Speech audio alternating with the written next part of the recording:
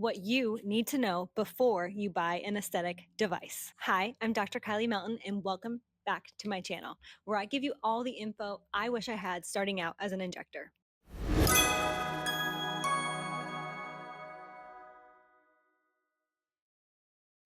If you're thinking about buying your first device, whether it's laser, microneedling, radiofrequency, body contouring, or anything else, this video is going to walk you through everything you should think about before you sign that purchase contract. There's a lot of glitz and glamour in the device world, and I've seen new injectors jump into big purchases thinking it'll solve all their problems. The reality is, a device is a tool, it's not a magic bullet.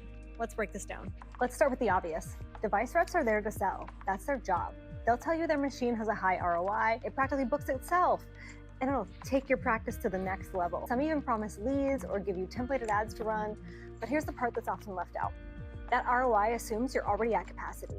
It assumes you have a team or systems in place to market and perform the treatments. And it assumes your patients actually want that treatment. A new injector with no patient base, no training, and no marketing strategy, that's a recipe for a monthly payment with zero return.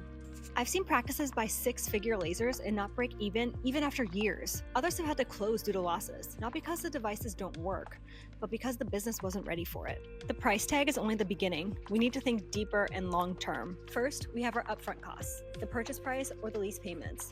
Many of these devices are over $150,000. I've seen some over $300,000. Next, consider your extended warranties and your service contracts. There's other ongoing costs like consumables, like tip replacements, gels, filters, maintenance if you have a repair, need it recalibrated, or require any servicing. There's also software and tech updates. Hidden costs you may not think of. Staff training time. Are they certified and confident? If not, they're going to need to be trained. This is going to make downtime for your clinic for that person to go out and train on that device. Consider your marketing dollars. Most patients aren't going to book something if they've never heard of it.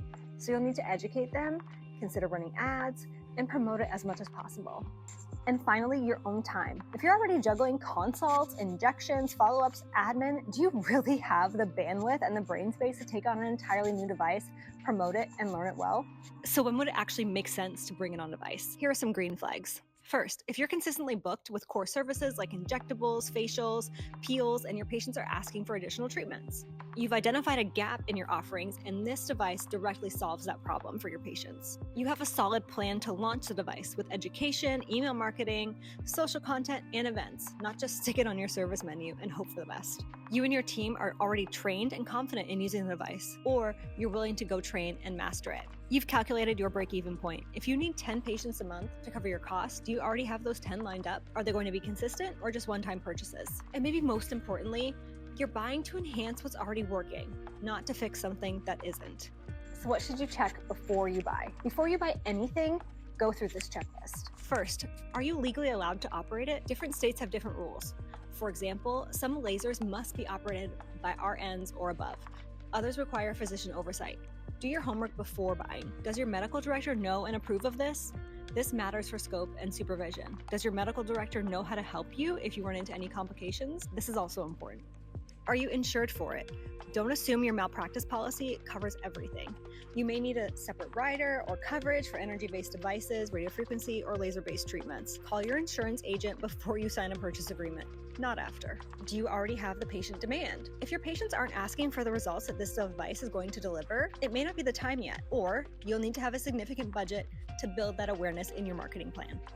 Do you already have a plan for training? Does the company train you? Will they certify your staff? How deep is the training? Is it just buttons and settings? Or do they go over patient selection, safety, and complication management too? What's your marketing plan? Are you launching it with a bang or adding it quietly to the bottom of your service list? You need a full rollout strategy, email blasts, Instagram reels, demo days, before and afters, educational content, as much as you can think of to get this device promoted as much as possible. Because people don't know what they don't know. Do you understand the long-term commitment that comes with buying a device?